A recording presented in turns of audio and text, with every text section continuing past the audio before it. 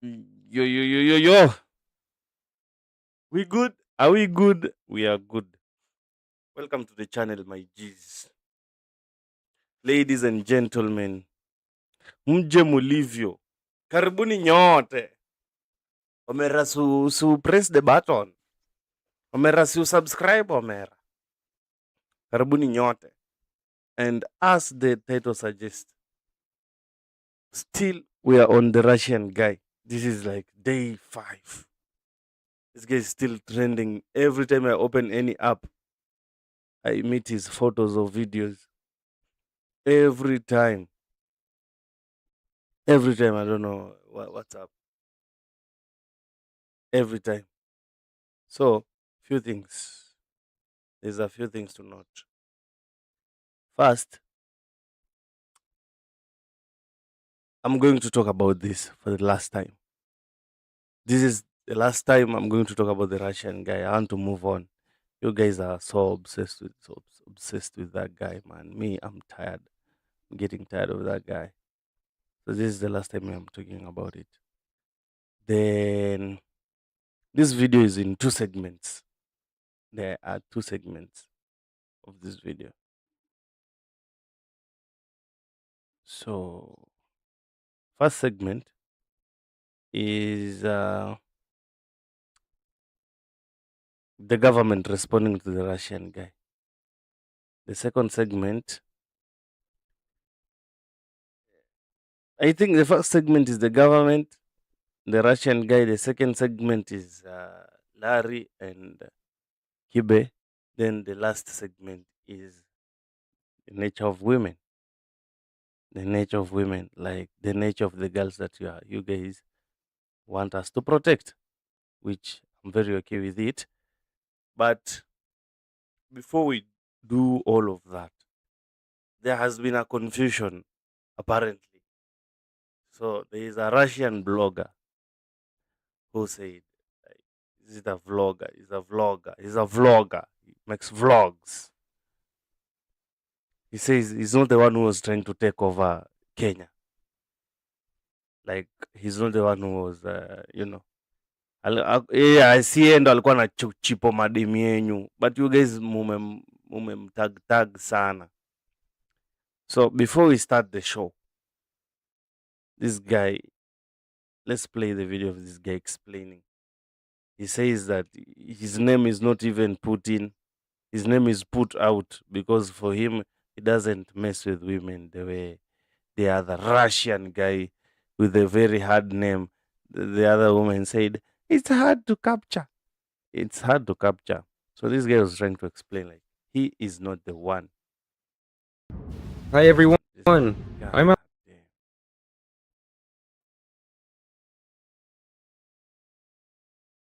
I'm still here. Don't worry. I'm still here. I'm just fixing this thing. I'm still here. Unajua nyinyi watu wa panicking. Juu mmekula pancakes sana. Kitu kidogo tu mshaanza kupanic. I'm here. Let me put my face up here. So this guy said for him is this a regular blogger. Alex from the Ananasic channel, and I'm just a regular travel blogger. I usually travel to many different countries, where I film typical tourist content and talk to local people, and that is basically it. But lately, people have actually started confusing me with a man named Vladislav, who is some blogger that is currently wanted by the police in one of the African countries.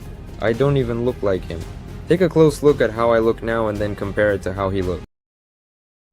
So mwenye alikuwa na chipo madem ni huyo jamaa wa yellow. Omse alikuwa anajikuna kuna deki kila mahali bana. Omse mko sure ako salama kweli. Omse to me that guy was moving weird, bro. I saw those videos and now, like, the first time I saw those videos I was like, there's something wrong with this guy. Wallahi. There's something wrong with this guy.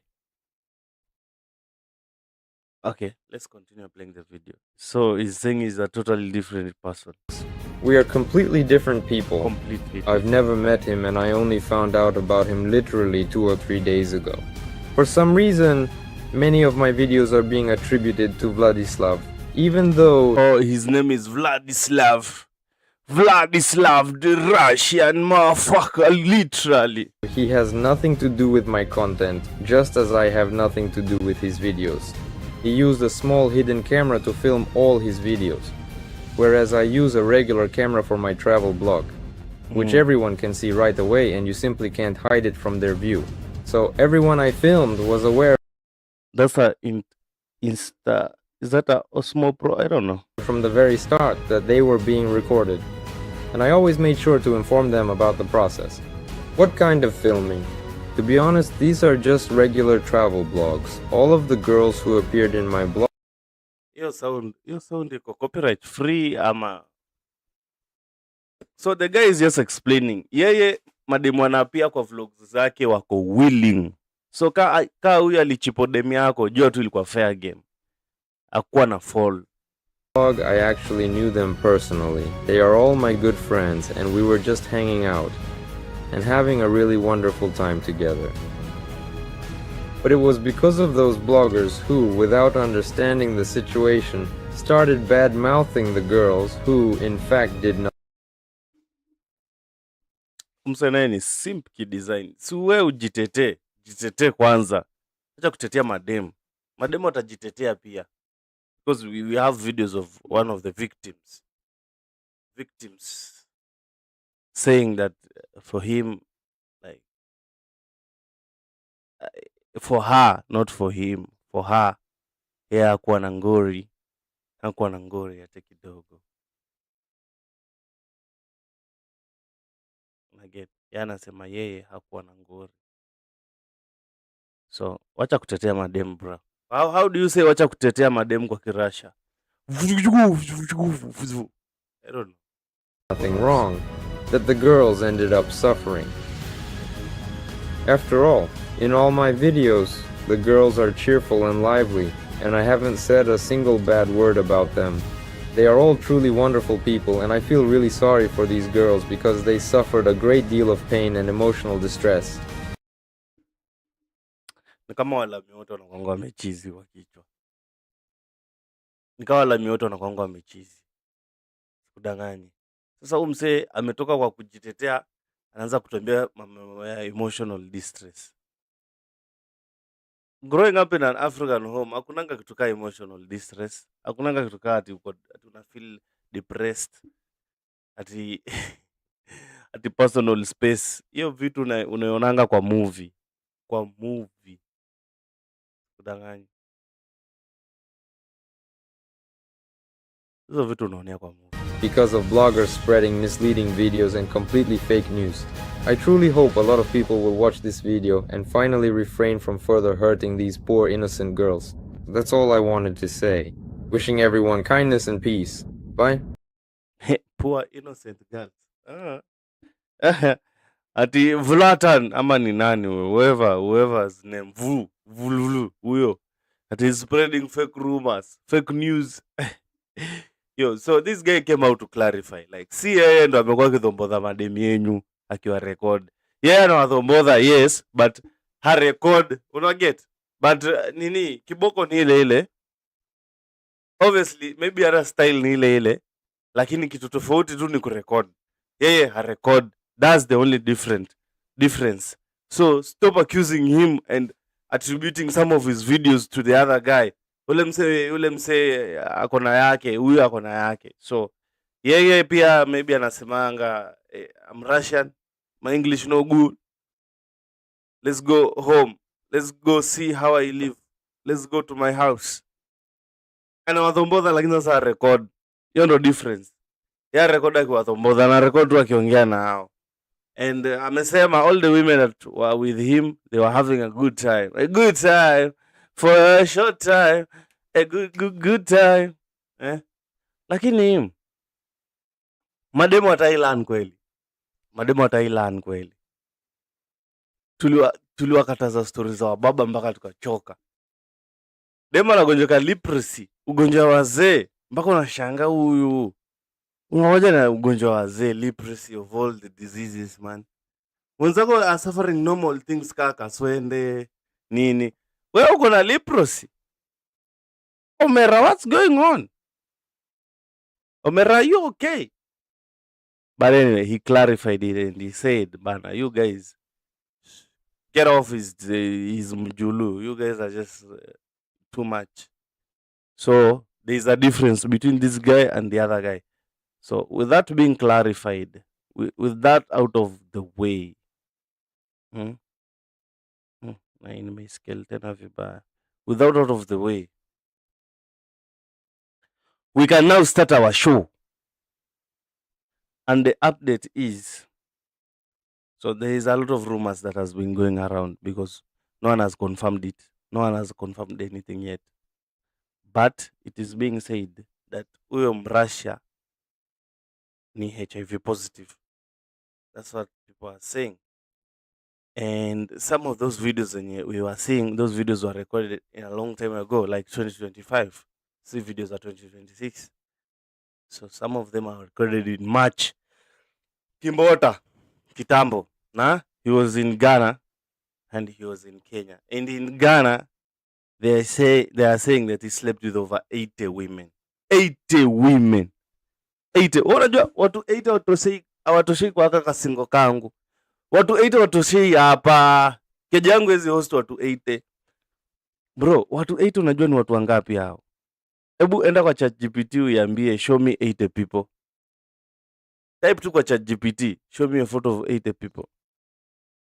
And you see how, hey, Buddha, this guy was on a mission. So a lot of been said about this guy. Some people are saying, oh, he's a spreading a new viral disease. Some are saying, oh, like all sort of things.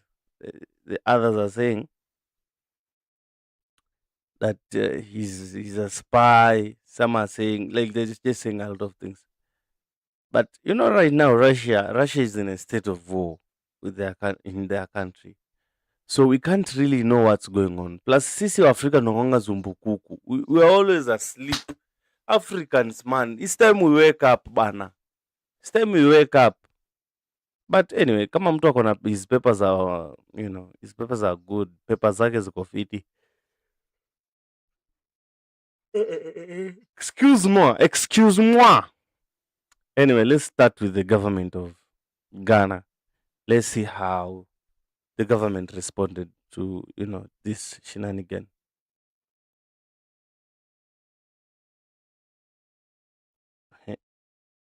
The government of Ghana, expecting a lot from these guys. For my country, sisi tumeshazoea ujinga yetu, so it is what it is. From my country, anything is anything, man. We don't really, Anyway, acha nisiji downplay. Sisi ni wazii. Kenya sisi ni wanoma. Can you read the caption? Unasikia, unaona caption vile inasema? Caption inasema the government to extradite Russian man over Ghanaian women's secret filming. Some George. I don't know who some George is. Maybe he's the guy for interior security, internal security, or I don't know. Maybe he's the guy for cyber crimes and stuff. I don't know. But as I said before, and I've said again and again, the only mistake that guy did is recording these women. If angewadishi tu na si record, nothing could have happened to him. Nothing could have happened to him, bro. Wangemdu na hakuwa record, aliwadishi tu kama amedash. Ikikaa ile ya Oliver si yake mulipata Facebook mapicha. Hata si alipost, nyinyi ndo mlianza kushikanisha 1+1. Unaona mse nilimwona wapi huyu? Si nilimwona akipiga picha na auntie. Na sasa anapiga picha na auntie mwingine. Like what? Then people are, watu wanaanza kushikanisha. So let's hear what the government of Ghana had to say. Cybersecurity Authority is one of the agencies under my ministry, and I'm sure leading up to the Christmas, you guys saw the clampdown we did on cybercrime and fraud and all of that. Part of what we do is also to deal with sextortion and child online protection. In this instance, I'm sure you're referencing the Russian gentleman who came into the country. Yesterday, I crossed the. Mbona mse amesimama hapo why is he looking at that guy instead of looking at the camera? The guy in the suit, that guy in the suit besides this guy who is talking, the one that is on his right side. Msana mwangalia tu kwa uso bana. It's weird. Yo, angalia hapa, angalia ministry camera. to send an invitation to the Russian ambassador. I intend to see him this week and have a conversation with him. We're taking a very strong view of it. The individuals involved are not minors. None of them is a minor. They're grown-up adults who made decisions. What the Cybersecurity Authority is interested in, and my ministry is interested in, is not in the moral judgments of the individuals. It's in the non-consensual sharing of the videos that were posted online. That is a crime. That's what I was saying. That's the only crime that the guy did. But kudishima demu wenyu, it's fair game. Knocking your woman, that was fair game, bro. That was fair game, bro. There's no way.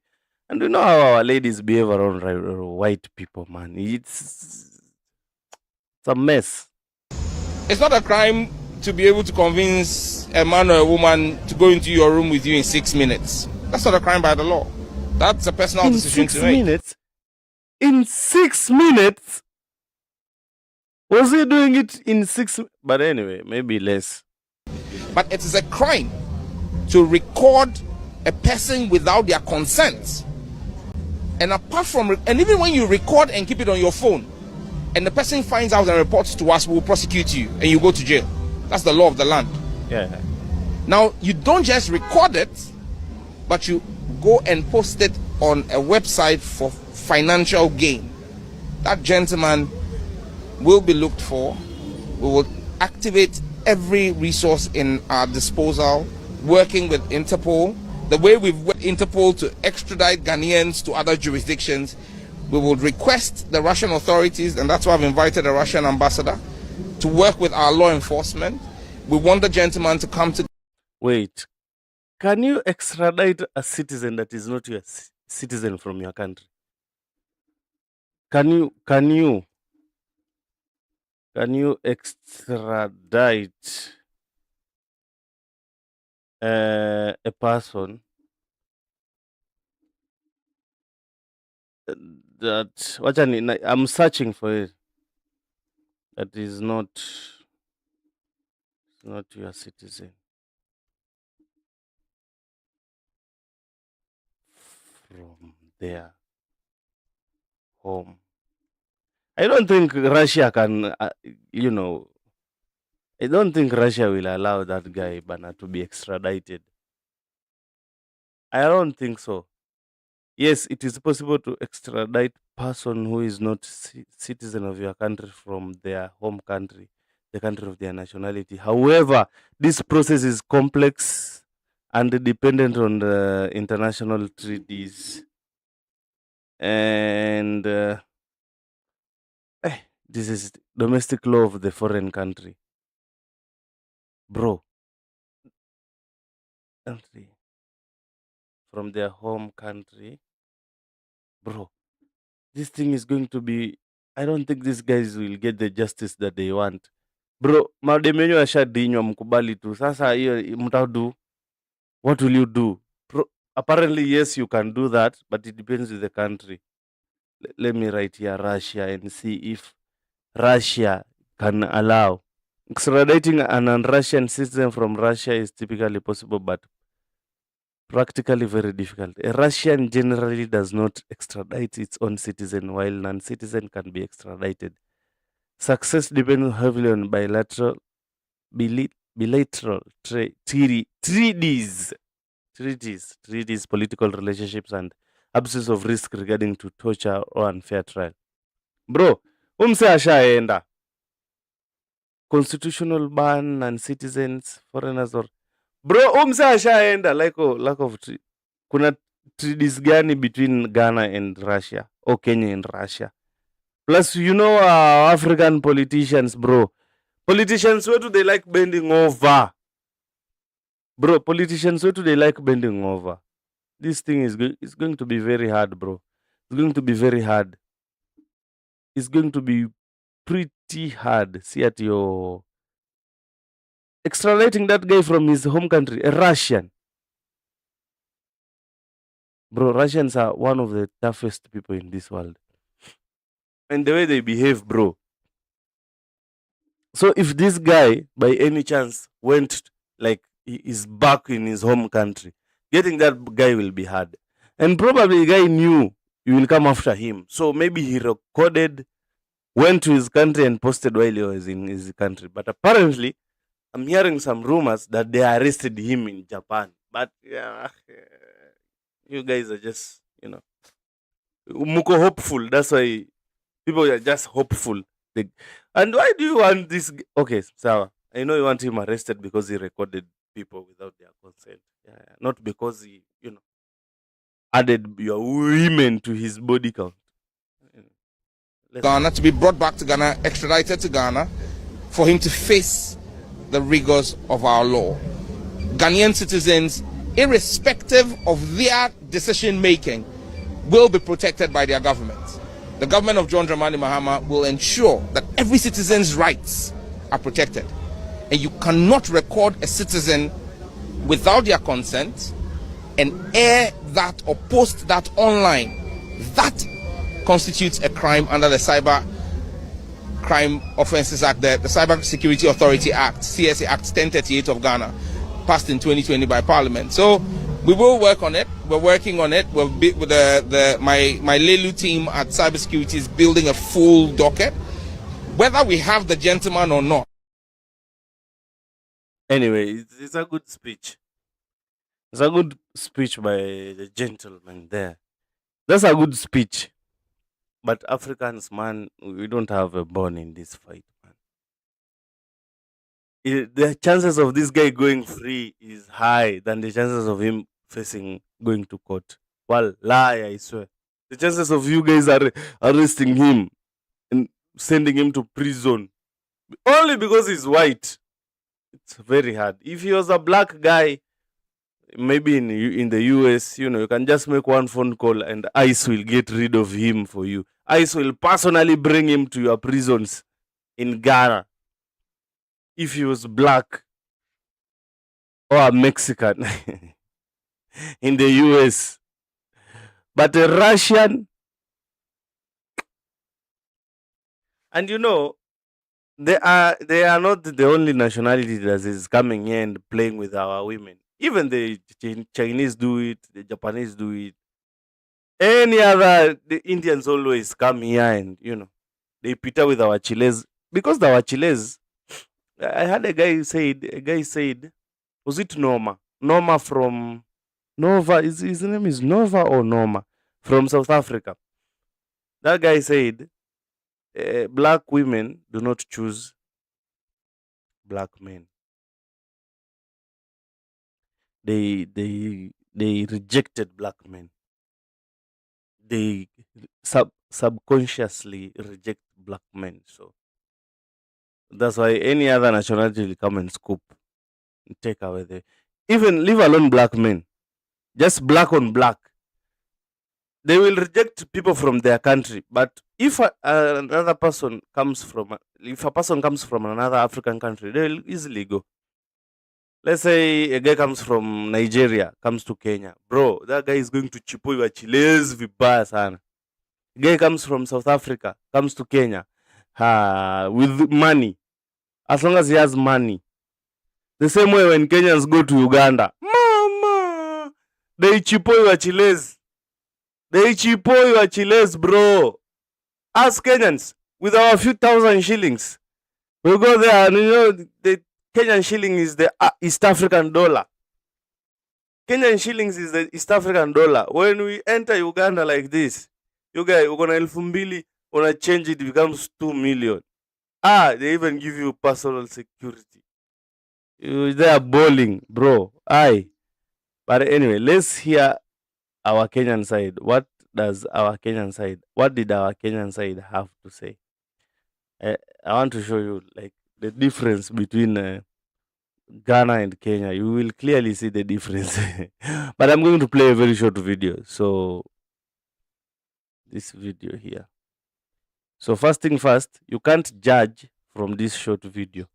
So please go and watch the full interview for you to get full scope of what was Mheshimiwa really saying. And this is Musilia Mudavadi. And the first comment on this video had me laughing so much. Like, you guys are just, man, you guys are hard to deal with. Walai, I'm telling you. Nyinyi kudeal na nyinyi ni ngumu. Sikudanganya. Kudeal na nyinyi ni ngumu. It's hard. So this is what Musalia Mudavadi had to say about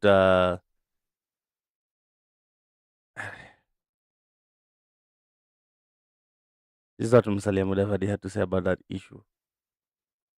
But anyway, let me just play the video. As I indicated, next month, and the issues there we shall be able to speak directly with our counterparts and the authorities in Russia. So if you bear with me, it's only a matter of time, but we are taking it seriously, and we intend to make this visit so that we can have a candid conversation on the challenges that we are facing. Thank you. It was an answer. He was answering a question from a reporter. I think so. Because I've not watched the whole video, because I just looked at the nini. Whoever posted this video, I hope you are on point on this. It's going to know me to videos za kutuchanganya hapa, the Russian guy in trouble. Which trouble? Bro, extraditing someone from their country. Tayari nimewambia it's hard. Then mweke Russian. Bro. Msee hata hawezi kubali afungwe kwa prison za huku. Atafungwa aje huku na kwa kuna vita. Watamweka tu frontline aenda apigane. Apigane for like 2 years, then war is a bad thing, by the way. Don't ever cheer for war. War is a bad thing because watu wanaweza pigana for 20 years, buda. Watu wako tu kwa border tu wako rada tu for 20 years. Then mtu man, vita is bad. So mumesikia what Musalia Mudavadi said? Ama should I replay it? Let me play it again for you. On water security and the Nile Basin, Your Excellency, Kenya reaffirmed its principal position that no party should be left worse off in the utilization of shared water resources. We continue to advocate for African-led, inclusive, and dialogue-based approaches within the Nile Basin Initiative framework. Security and affirm the fundamental role of stability in on about Nile and building dam and saying that Egypt is going to be sponsoring the project.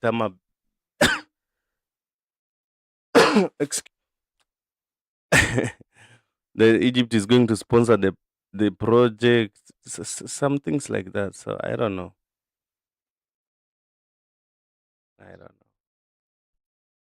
So yeah. That was what Musalia was saying.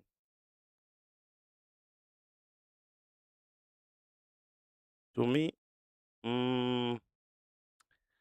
the response that Kenya gave looked like a by the way thing.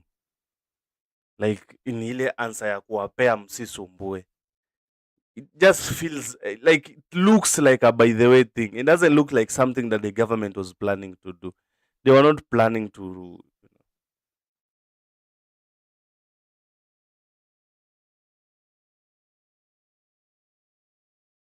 To me, it looks like a by the way thing. By the like,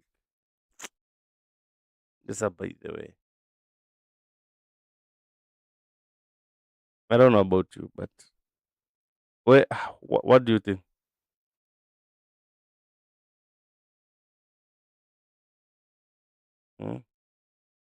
Wafikiria nini wewe? To me, Mimi, it doesn't look like a by the way thing. It doesn't look like a planned thing. To me, just like by the way, because the reporter asked and the guy is just answering. But politics is a game, man, and you have to sell hope to people. But let me break your bubble.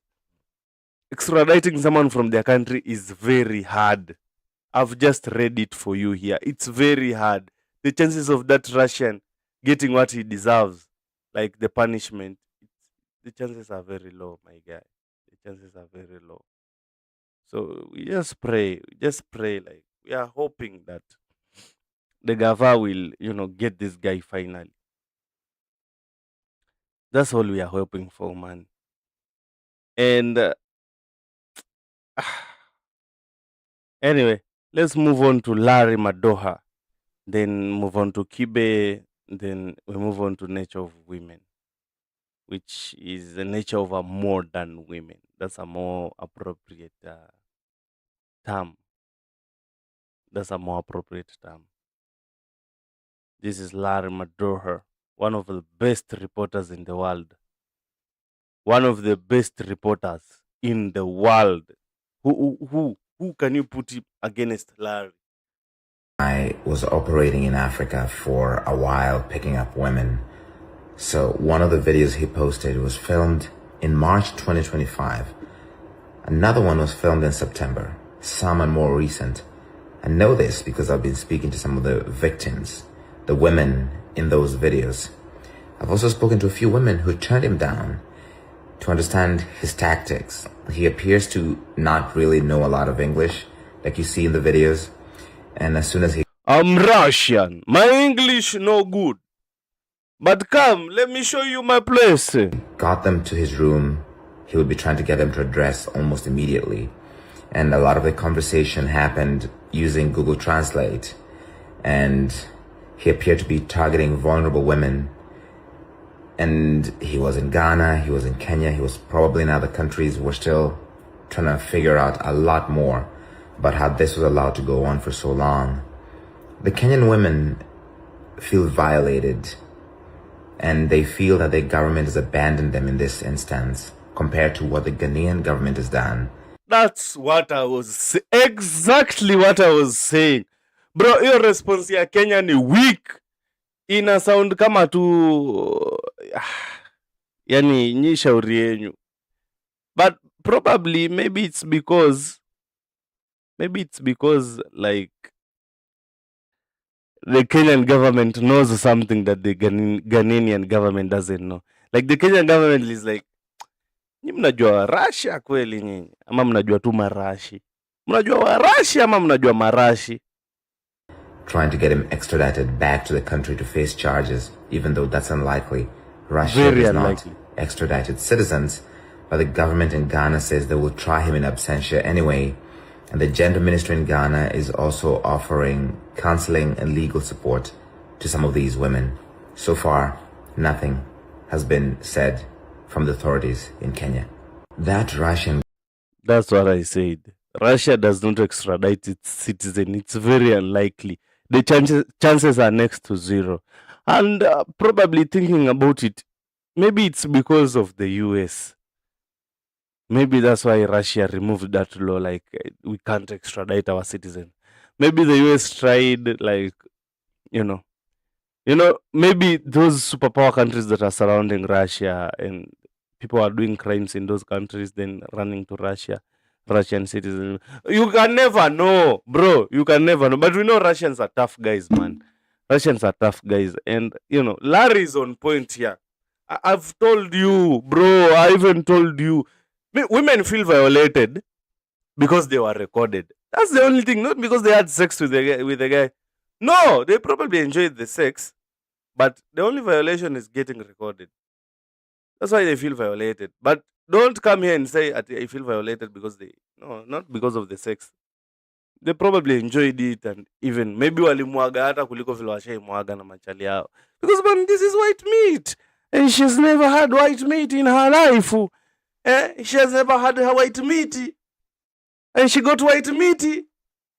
And this in the beginning of the meeting. Yes, in the meeting. They picked her meat.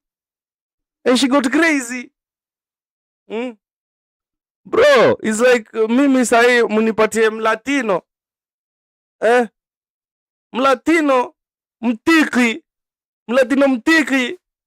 nimpige miti pale skawi pale pale sekunde yangu 5 chini ya dakika moja pale nakuwa kama Msiria. Ni vibaya sana. Inahuzunisha, ni kitu ya kuaibisha. Sijafurahia performance. But anyway, Larry is on point, man. Let me stop being stupid. Me, I'm telling you, bro, these other countries, man, their laws are firm and rigid, man, and they enforce it. Shida sisi economy ya kitu kidogo iliharibu country yetu. Hii kufinywa no real consequences. No real consequences.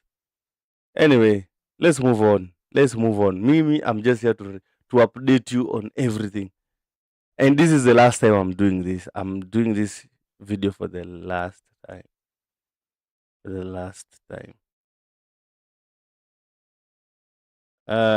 This one is Andrew Kibe, the OG of the OGs. This is Andrew Kibe.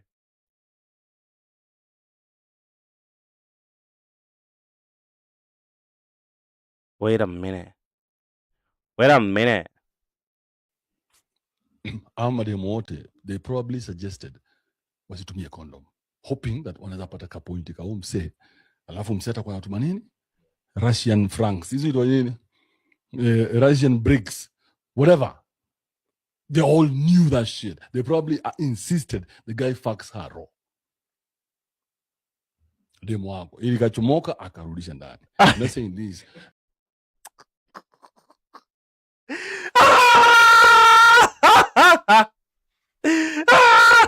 Anyway, it's not even funny, by the way. See funny, but what can I do, man? What can I do, my brother? I'm just saying this too. So much catch feelings.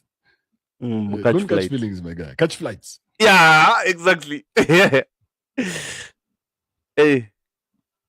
Ora na mada akona watoi bongela kimada kikona watoi kinatembea na watoi hapo nje ya TRM. Msaka msho, hey, excuse me, oi. Mama akasimama aliambiwa shoste 1 minute akaactivate hiyo. Akakimbia akiwa anakimbia kwa hao. Joki weko. Joki nyeweka bebe sitting tena hado de la very important. $100. Kibe will make you feel like you're being cheated on even when you are single, bro. He will make you feel like you're being cheated on. Like that's that ilitoka alafu wife ndo anarudisha, wife yako anarudisha ndani. Bro, hiyo imagination kayo inaweza unyonge mtu wako hata kaa kucheat. Bro, hakuna kitu inaumanga mwanaume kama kuimagine ati mse alingiza deki kwa demu yako. Mse alingiza mboko kwa demu yako. Bro, hakuna kitu inauma kuliko hiyo. Ani ukikaa hivi ukiimagine hiyo stuff, even though you look at her, it changes, bro. Utakuwa unamwangalia unasema chiki kidanguchi. Bro, hata kama utamsamea, hiyo kitu ita cross your mind at least once in a while. At least once every day. Every time unataka kusacrifice go overboard. Utakuwa unakumbuka huyo dem alingizwa deki na Mrussia for free. Bro, na Mrussia tena ni mnoma. Unasikia anachia mademu ukedi. So man, hakuna place safe. Hata kwa marriage huko safe. Watu kunyonga tu ndo wako safe. Jaona, lakini hawana hawako safe. Wasiposha mkono wanaweza jipea jams. Bro, there is nothing as painful as imagining like someone putting his mjulu in your woman, bro. For a man, there is nothing as painful as that, man. Man, unaweza kuona angalia dem hivi. Bro, hata ukisameo dem, hiyo tothe itaikuacha. Every time you do anything for her, it will come to you. Every time you want to go overboard, it will come to you. Every time you see couples, like, triggers zitakuwa mob. Then mtakuwa mko kwa relationship lakini ni kama mna tipito. Ni kama mshaachana but hamjaachana, like it's just miserable, bro. It is just miserable.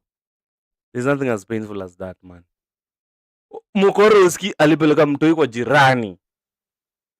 Enda dhombodho na mrasha. Then wananiambia hiyo ni racist. Oh, madhe ni racist. Madhe ni racist. I'm very sure for her man angefanya hivyo. Bro, hadi wako marriage wako safe. Wewe niambie, like, you have been faithful to your woman. Umeamua utakuwa kama Brayo, utakuwa kama Odhis. Umeamua tu mimi tabia za Odhiambo siwezi fanya. I'll be loyal to my woman. Umekuwa loyal to your woman all that time, all those years. Then demu yako anakuja anapatana na mrasha kwa barabara, anabebeka, anapewa ukedi. Ukedi anakuletea kejani. You have been loyal, bro. Hujaienda nje ya ndoa. Wanakuweka kwa matembe. Daily unadeal nazo tu kama njugu, man. Okay, I'm not trying to like stigmatize HIV, but you have been careful, you have been taking care of yourself, but you are a person that you trust the most ndo anakuletea ukedi. Alafu we niambie, kwa marriage mko safe? Mko safe? Siku zenyu ziko salama kweli nyinyi? Kwa marriage mko safe? But anyway, now that we are done with Kibe, I want to show you the nature of women. Like these women that we are saying, they have been done what? They have been violated. The Russian guy, like he has been, amewapea violation. These are the women that you want to, these are the women that you want us to protect. These ones. First thing first, before she even starts, I want to tell you, like, you can't. What was I about to say? Like,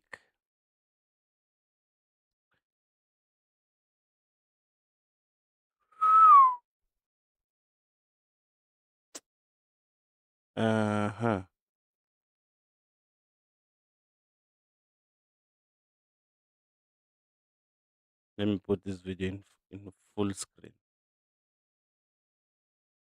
Ati choice one of the victims of the Russian man opens up about the circumstances surrounding her viral video seen washing clothes. Umesikia? This is one of the victims, apparently. She's saying she's not a victim. It was a choice. My dress, my choice. You remember that? You remember? Before we continue, I want to tell you something. This is what I want to tell you. You cannot protect someone who is not submissive to you. You're nine ground rule. There is no way you will protect a Chile who is not submissive to you. How are you going to protect someone who doesn't listen to you? You tell her, we usitembe usiku. Usiku ni dangerous. But for her, she wants to, roam during the night like an owl, like as if you're any Batman. She's just in the streets kama Batman usiku. You can't protect someone who doesn't listen to you. Hiyo naye tu tuachie hapo. You can't protect someone who doesn't see you as superior. Like, they put her boyfriend there and they put the Russian guy there. She chose the Russian guy. Then the boyfriend has to protect her. How? If she sees the boyfriend as superior to any other man, then it's easy to protect her. Charisma. That's it. Because he spoiled me, guys. He used to take me to expensive islands, like beautiful restaurants. Shida madem ni uongo. Shida ya madem ni uongo. Umsaa sisi tunaenda na kenye tumeona. Sisi hatukuona udema kipelekwa anywhere expensive. Nyi mliona? she's clearly we can't trust this information. I can't say if she's lying or not, but we go by what we see. If he took you for expensive blah blah blah, mbona hatujaona? So tupostie ukiwa na yeye, tupostie ukiwa na yeye mkinunua hizo vitu, tupostie before to uendelee. Expensive plane tickets. So I kind of fell for him, yes, and I lived with him. That's right. And that's why we have recorded. Hata udem, the host anajua udem anadanganya. Umeona vile amemwangalia?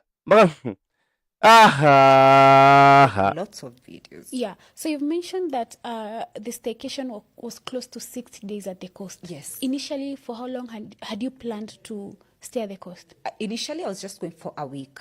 Uh-huh. Okay. And actually, he paid another flight back to Nairobi because I said after a week, I didn't have clothes. And that's why, guys, naona nikifua. And it's rage baiting.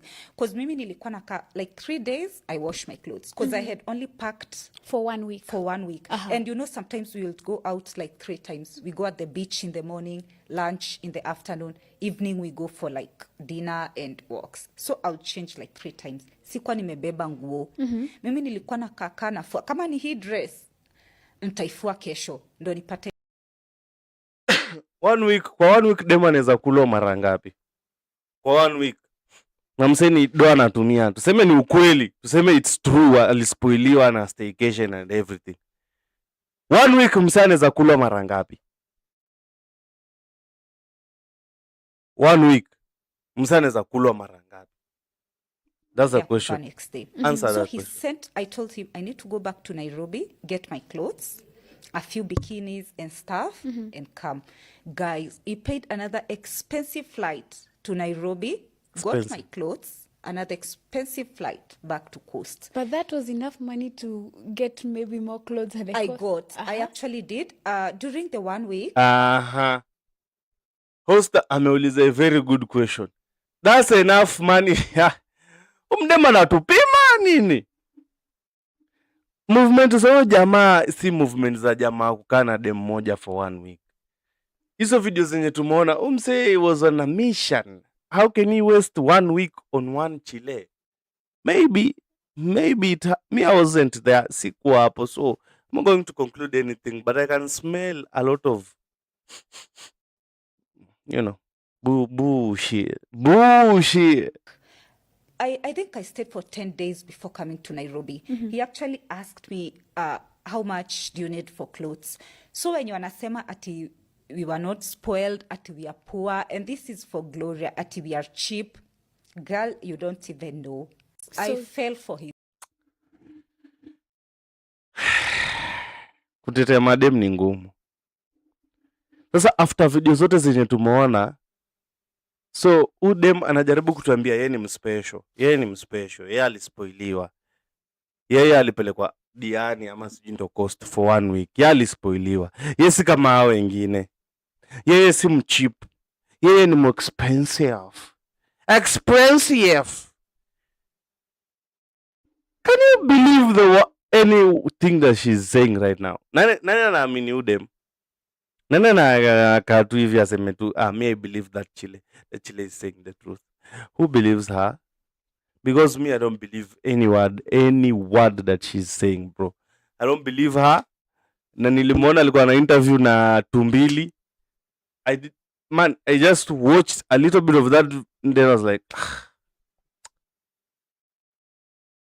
I could have watched it more if angekuwa na play victim. Ningeangalia hiyo play, niangalia niseme, she's a good actor. But sasa, this guy took advantage of you. Then you are coming out here to show us that we ni mzii. We si mzii. Bro, ukipigwa chobo unakubali. Unarudi unapigwa kanzu unakubali. Unapigwa chobo nyingine unakaa chini unatulia unasema haya baba mpira wako basi. Fanya vile unataka. Angekuja hapa kilialia akisema oh my god. Mafeminist wamchangie. Yeye anakuja kutuonyesha vile tena yeye ni high class. High class aje na uko kwa list ya mademu waliwachipo bro. Unatuonyesha wewe ni high class aje na ati wesi mcheap. Na uko kwa list ya watu wenye exhibit hizo karakta za kuwa cheap. Ni kama mimi nitembee na waizi alafu niseme mimi si mwizi na nimeshikwa na waizi. Kuna video yenye waizi wanaibwa. I can't even know what to say. Ati lakini mimi si mwizi. Mimi naibanga runda, mimi naibanga, naibanga kwa mataji. Bro, sisi wote ni wasewangeta bro. Hakuna chao. You guys saw an opportunity. Mukachukua. You just are opportunistic people. Bro, let me put you on game, I used to have a friend, I won't mention his name. That friend of mine, kitambo kabisa, alikuwa akiona dem, tuseme umepost dem kwa status, which I don't do, but I used to do kitambo after high school hapo, nilikuwa bado mjinga. Umsange ni text anambia, oh buda nitumie namba udem, then I'm like, udem izingia box yako bana, you are too old for her. Then the guy is like, you just send me the number. Bro, I don't know how you used to talk to those chiles, but the moment they hear about being paid a flight from Eldoret to Nairobi, they lose their shit. Like, wanajisahau. Dem ukimtumia 1.5 ya transport atakula. But dem atatumia 12k aende Nairobi kudeliver punani. Atakula hiyo 12k. Atakula hiyo 24k. Atakula hiyo do ya expensive flight enye udem anasema. And which expensive flight flies from Mombasa to Nairobi? Sini jumbo jet ya kawaida jameni. Hata kaa tujaipanda ndege basi usitubebe ufala. Expensive flight, kwa nini kwa private jet nini? Si flight tu ile ya kawaida bana. Ai muongo kweli huyu. Muongo huyu. So that guy used to do it like that. Aya, kuna our traveling agencies. Traveling agency unapata wako na offer 35k per person na ni for 1 week. In those north coast, go upande ya north coast ama somewhere in a big hotel in Diani. They just tell you like 35k per person and they give you food and accommodation for 7 days. Then their activities be included. So you take like 70k for 2 people. Then you just go there for a whole week. Then Chile is there feeling like she's very expensive. 70k na ile ondoyo yenye utamwaga huko ndani. Bro, utakuwa unamwaga hadi machozi huko ndani. Yani every liquid in your body, every ounce of liquid utakuwa unacha pale ndani. DNA yote, bro, unatoka huko hauna hadi melanin. Ile kutumia umetumiwa. Alafu huko hapa you are saying, he spoiled me. Bro, probably use this change money. Like ni coins hizo change za Russia ndo alitumia kwako. And you're out here telling us, Homse clearly alikuwa na budget ya usharati. Wewe unataka kuniambia kwa na budget ya usharati na alikuwa amekuja mission. So probably everything that he did for you meant nothing to him. And he sees you as nothing because to him you are nothing. But you are coming out here kujipigia kifua kutuonyesha like wewe vile wewe ndo kama mae. Wesi kama mae. We have mwalimu, that one you are not going to allow. That one try to deceive other people. Because if you are coming to Nairobi for clothes, then baadaye tena unasema you bought them in Mombasa again. Ati kuna zenye mulinunua Mombasa. Story yako mbona ina timeline hiyo? Mbona story yako iendani hiyo? Hiyo story yako mbona ina mashimo? Anyway, let's look at this one. I think this is not a Russian guy. This is another guy, different guy. Maybe, I don't know. To no money, no honey. Another video of intoxicated Kenyan women and the Russian men. Intoxicated. Nyinyi mnajaribu kushikisha huu majani ni handbo. Intoxicated wapi na mademu wenyu alcohol level yao inakwanga huko 90. Hadi kuna mademu hizi lala bila kulewa. Lazima demu alewe ndo alale. Mnasema hapa intoxicated. Wacha tuone kama alikuwa intoxicated. Wacha tuone. My mom used to beat my dad when I was very young. Okay. When I was 5 years old, my mommy beat my dad. My wife is a bad girl. bad. Very bad, but she's like Boba. Very calm woman. Yeah, very nice, but when you provoke her, Hawa ndo mnataka to protect. Hawa ndo mnataka to protect. Angalia kitu yenye amevaa around foreigners. Hata by mistake anajisiwe. Hawa ndo mnataka to protect. Surely. A young man like me. Anyway. What's oh my god, that's why it goes down. You might as well don't kill, yeah? Don't hit. Вот как попёрло позорно. My mom, You don't keep it. my mom is like Boba. You know Boba? Boba is quiet. Boba is really good boy. Smile. Show me how your mama hit.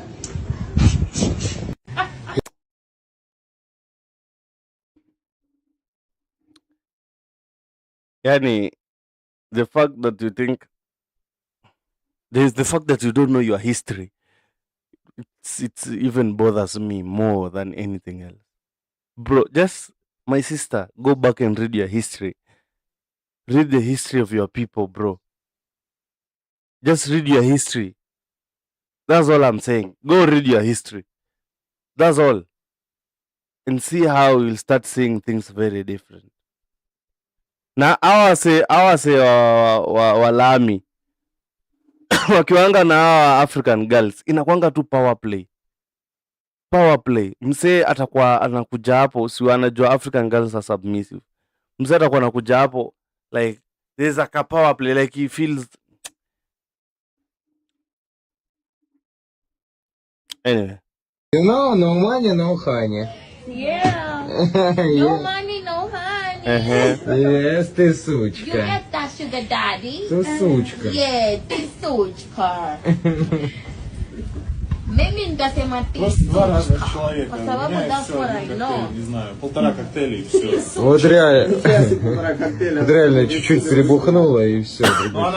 Ngoja anu wasi watatu na dema kwa solo. Ama mimi ndo naona zangu. Просто. С утра синие. Or it's alcohol. Is it this?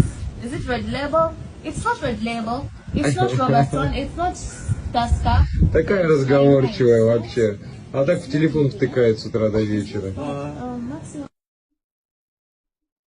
Subscribe kwa huyo jamaa. The Hub. So shout out to The Hub. Nimetoa hii video huko. But my question is, hawa ndo mnataka to protect. And protecting means a man has to, you have to put your life on the line for such chiles. Mimi na pesa yangu hii kidogo, maybe hata kesho maybe nitakuwa nimesota, sitakuwa na any. Maybe tuseme a guy who's building his life, ameanza kubuild life yake. Man, I can't even say what I want to say, but I'll say it anyway. Msema umeanza kubuild life yako from scratch. Umebuild, then time when una win. Time when okay, hata before win, you are busy working, building for yourself. Uko hapo umefungua ka YouTube channel unakabembeleza ka grow. Then people are blaming you for mistakes that women are doing out there. Like, oh, Kenyan men are not protecting their women. Oh, Kenyan men this, Kenyan men that. How is it my fault? Now you guys are seeing like she's having fun. Baadaye ati you guys, ati I was violated. But I did not take you to any Russian guy. Was I the one who took you to that Russian guy? Was I? And you see the position in amejieka is very dangerous. Like one girl, 3 foreigners, wote hawana mashati wamejifunga matawel. Who knows what was going on there? And she's drunk. What if, okay, sorry about that. What if they're just waiting for you uzime alafu they do anything that they want to you? Like, what if that's the case? Who will you be blaming? Who will you blame if that's the case? Eh? Who will you blame? If anything happens to her, if anything bad happens to her, who is she going to blame? Kenyan men. Oh, Kenyan men cannot protect your women. Aya, I've worked so hard, I've made it in life. Now I have my money, I have my empire that I'm building that is already. This is the girl, these are the same girls that you want us to marry. These are the same African girls that you want us, people, boys who are suffering now. We are suffering now, collecting resources, building our lives, and when we are ready to settle, we settle with such girls. Nyinyi kichwa yenu ni mbaya nyinyi. Mnakunywanga mavi. Bro, these are the same women that you want us to put our life on the line to she's having fun. She's having the time of her life. I see no Kenyan man there. Well, coming for Kenyan men at we can't protect our man. You're even annoying me, bro. Even annoying me. But anyways, it is what it is, Bana. But ask yourself. And you know, women are very hypocritical. Like a woman with a kid will be very okay marrying a guy with no kids. But her brother with no kid brings over a girl with a kid and says, I want to marry this one. All the women in that household will refuse, will reject the girl, will reject the girl. They will deny they will deny the guy to marry the girl, man.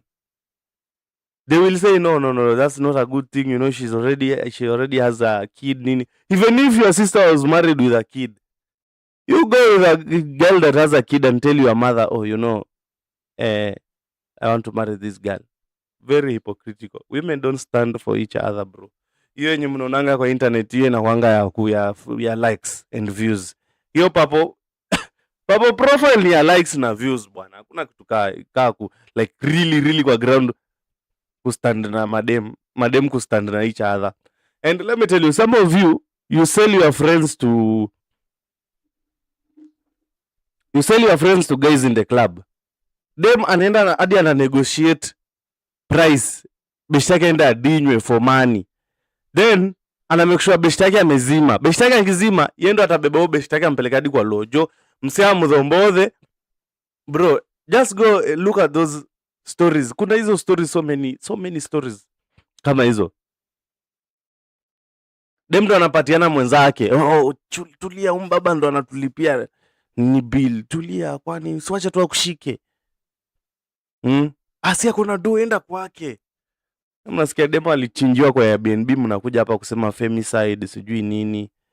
Bana, these agendas that you're always bringing, they don't make sense sometimes. Sometimes I just look at it and I'm like, take care of yourselves, man.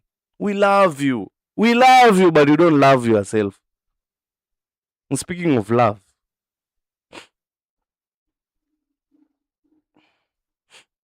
look at this video. Let's take a look at this interview. Shout out to this guy, man. Shout out to this guy.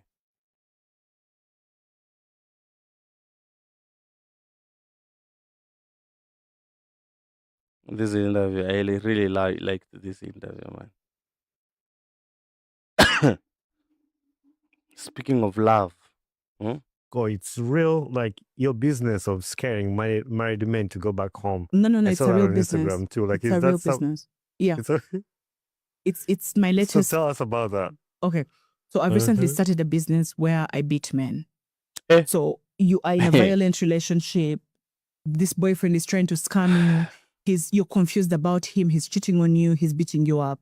It's actually given me more money than any content creation gig has ever given me. Enyewe, hata wewe, hii sura sunaona ni ya kupiga mwanaume. Look at my face. I could have killed a lot of people. Look at that face, man. If she tells you she beats men, will you doubt it? Will you doubt her and say, no, you don't beat women? Man. Like, I've gotten so many clients from TikTok, and I'm so grateful, you guys. Shout out to you, babes. I love you. My girl is from TikTok. You guys are really, really... And just one more second. Like, which type of guys are these that are being beaten by a woman, bro? Which type of guys are these that are being beaten by women? Kept the lights on in my house. So yeah, I beat them up properly. I have a group of people that I work with to like beat them back into like shape. Do you understand? Oh, so they have a group, like it's a group of women. They just come and beat you up. Oh, wakiwa wengi, maybe they have the numbers. They can work on you. These men who go out and drink and then they are at a random kafunda, they just point me towards the kafunda. You understand? Jump on a call with me. My number is in my bio on TikTok, as a matter of fact. Wake me up at midnight to beat a man.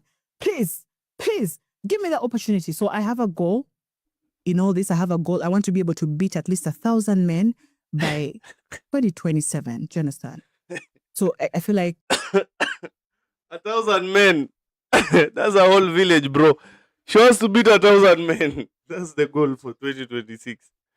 She wants to beat 1,000 men. And you've heard it's a whole thing. Like, she has a group of women who beat men. Like, you just call her and she pulls up. That's a ride on your guy. It's like a ride. It's like a ride on. Like, they pull up on your guy. Hey. if I can do that as a businesswoman, that's good. That's good enough. So I'm also trying to work with the police. I want to go to the police and ask them to help me. After beating you up, I want to be able to drag you to the police and say, this one has been beating up a pregnant woman. This one has been... So ushapiga msee. What else do you want, man? You've already punished him. That he has been beating a pregnant woman. What if the guy has not been beating a pregnant woman? You will put false accusation on him. This is a false accusation. Beating up a girl that's underage. This one raped a girl. This one, I'm literally going to punish men for sure. Do you hate men? Yes, it's a thing. It's not a joke, actually. So she hates men, Ama. Does she hate men? Ama, what's it? I thought she was doing it for the sisters. Like, I'm doing this because I love women and I want to protect women and stuff. But towards the end, Apple, I can't play the whole interview because the owner took some time, man, to go and record the whole thing, can't play the whole interview. Go watch the interview. It's on TikTok. It's on YouTube. My question is, do you hate men, or are you doing it because you love women, or you just doing it for the love of the game? And the accusation that she's saying, man, that this one beat a pregnant woman, this one raped a girl, this one beat an underage kid. Do you give so let me say, a husband and a wife fight, then the wife calls you, then she gives you the position of the man, and you go and round. So you are rounding, like you go and get him. You want to beat him up. After beating him, you take him to the police station. So what are you writing there as a charge? What are you charging him with? Because it's a wife and a husband. And most of the time, it's the chief who deals with such cases, not the police. Most of the time. But I don't know. Maybe married guys can tell me. Me, I'm not married and I don't care about you and what you do in your homes. If they beat you. But the way she was sounding,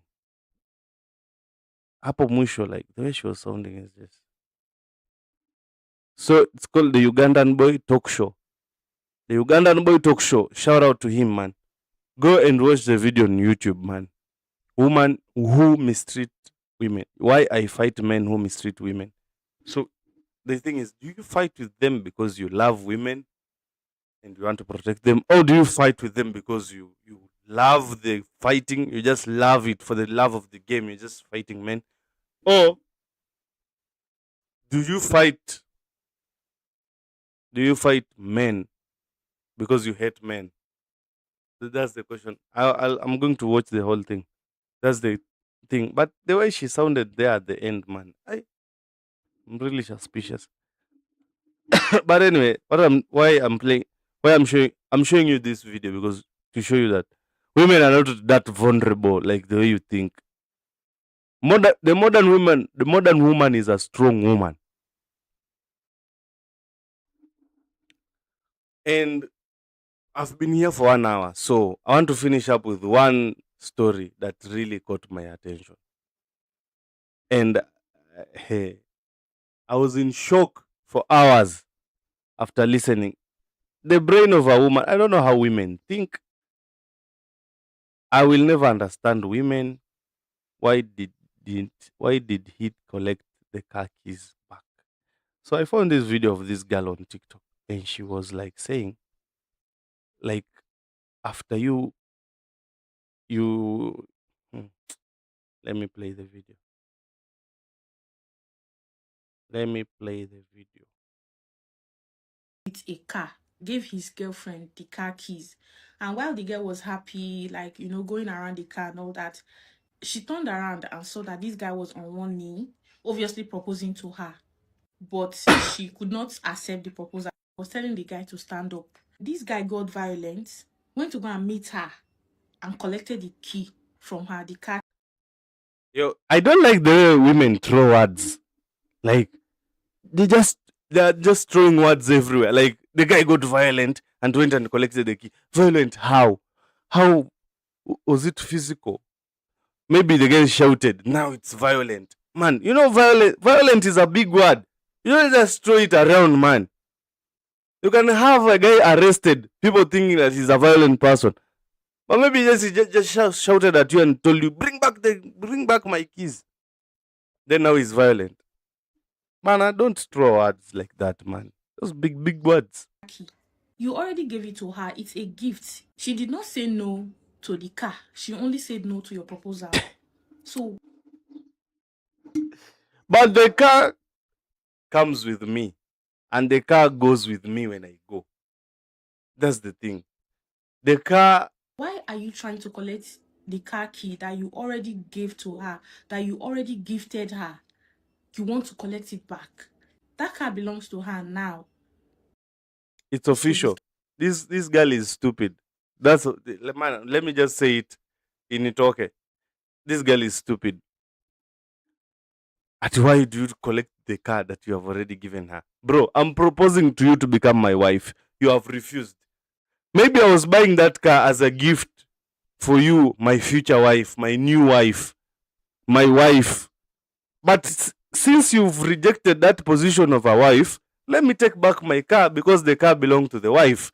The car belongs to the office of the wife. Whoever is in that office is the one that will be driving that car. Look at it as like a public office. The one who is the governor will enjoy all those cars that come with the office of the governor. The moment his term ends and another person comes in, the next governor will also enjoy those cars. Now, I've proposed to you. You have refused. Bro, a car is not like a shoe or a dress that I can just leave.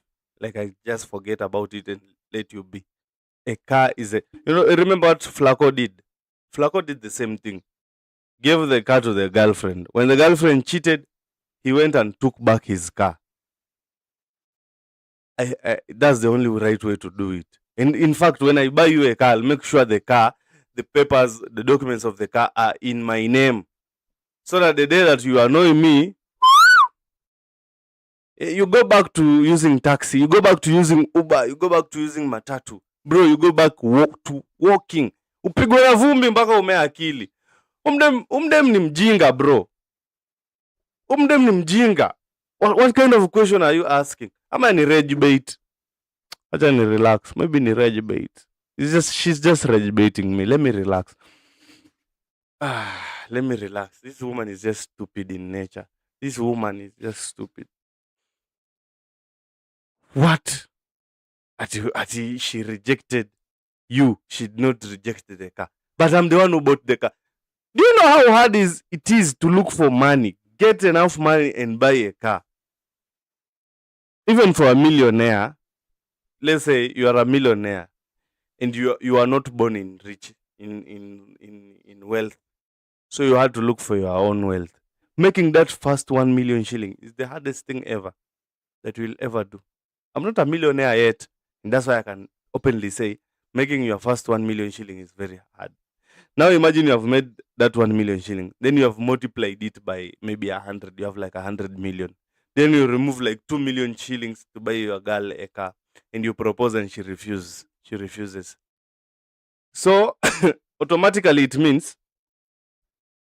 this relationship is over at that point, because there's no way I'll continue dating someone knowing that they don't want marriage and me I want marriage.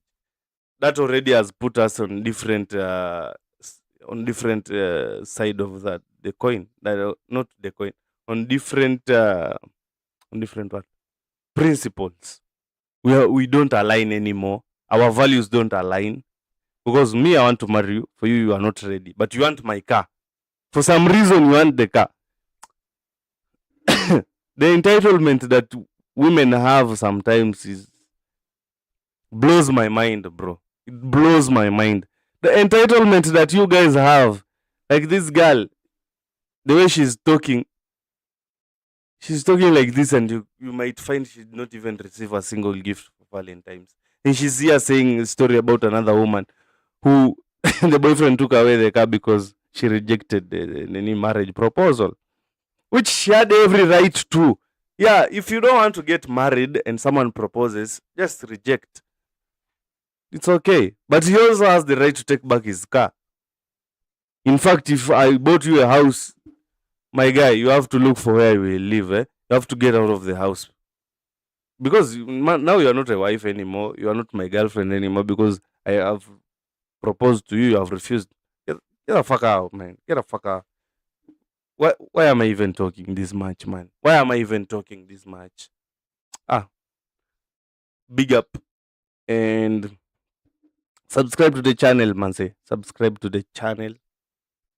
And this is Wednesday Feeling, where we were talking about, the update on the Russian guy, the government of Kenya, and the government of Ghana response, and Larry Madowo reports, then Andrew Kibe reaction, then we looked at nature of women. So the women that think like this are the same women that you want us to protect. Man, you guys are giving us a hard time. But if you can just control yourself, like every time you have these sexual cravings and you can just control yourself, you'll be in a much safer position. Walai.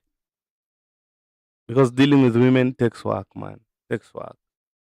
And I'm not saying uende sasa uwe gay. Unajua nyewe ni wangesede. Nyine kichwa yenyu inakuwa imekimbia. But dealing with women is hard, man. That's the thing. Big up. Subscribe to the channel, man. You will really help out if you subscribe. Give me a subscription, man. I'll really appreciate it. Appreciate you. Me, I appreciate you. Man, today's show, Alhamdulillah, it may run smooth. The CPU is at 48%. My bitrate is above 45,000, 4,500. It's good. Dropped frame is 0%. Man, good vibes, good vibes.